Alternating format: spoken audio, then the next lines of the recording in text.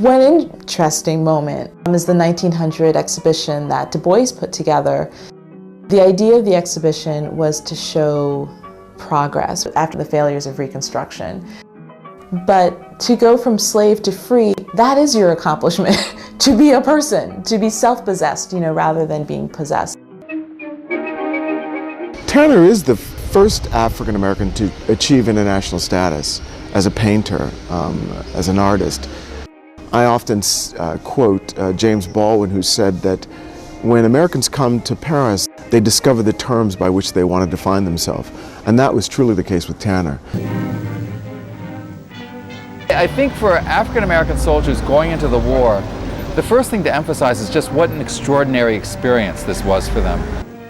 For many of them, there was tremendous pride in the idea that they could fight for the United States, that they would also be accepted. If you could characterize people as chicken thieves, these are not the people who expect to be soldiers in a noble cause.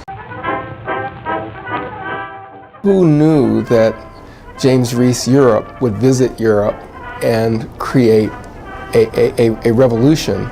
There had been hints of this, but now, my goodness, here was this incredible band of men playing a music that was beginning to gain acceptance all over the world. The French, after World War I, are fascinated with this notion of the other, and the other right in front of them, the other performing on the stages in front of them. The African American comes to embody that colonial other, and to embody it on the ground in Paris.